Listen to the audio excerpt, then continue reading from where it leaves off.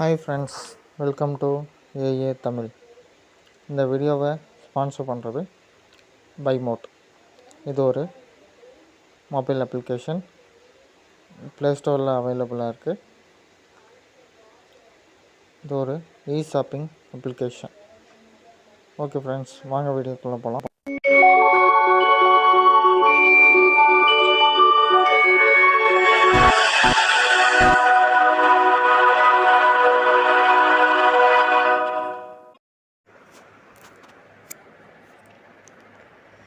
த peacocks true colours, மயிலின் அழகு, சிறுவர் மலர் கதைகள். ஒரு பெரிய காட்டில் ஒரு பறவை கூட்டம் இருந்துச்சு. அதில் சில குட்டி இளம் வயசு பறவைகளும் இருந்துச்சு. அந்த குட்டி பறவைங்க கூட்டத்தில் ஒரு குட்டி மயிலும் இருந்துச்சு. அந்த குட்டி மயில் கூவுறது ரொம்ப எரிச்சலாக இருந்துச்சு எல்லா குட்டி பறவைகளுக்கும். குட்டி மயிலை கிண்டல் செய்ய ஆரம்பித்தாங்க. அதனால் அந்த மயிலுக்கு ரொம்ப வருத்தமாக ஆச்சு. எப்போ பார்த்தாலும் தன்னை மட்டும் மட்டம் தட்டி பாடுறதை குட்டி மயிலால் சகிச்சிக்க முடியல.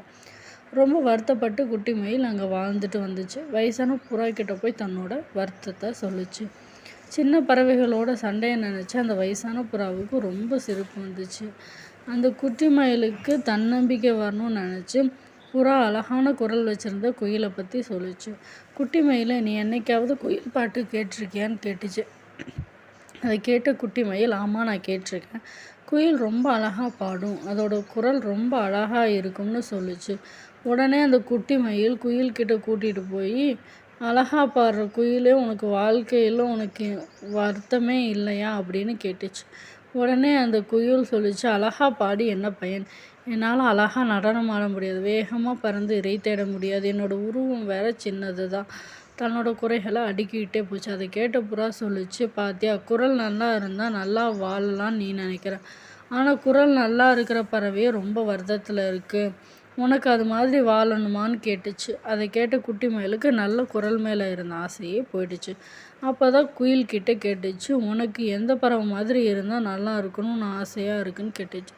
அதுக்கு அந்த குயில் சொல்லிச்சு, எனக்கு மயில் மாதிரி மாறணும்னு ஆசைன்னு சொல்லிச்சு. அதை கேட்ட குட்டி மயில் கேட்டுச்சு, ஏன் அந்த குயில் என்ன மாதிரி மாறணும்னு கேட்டுச்சு.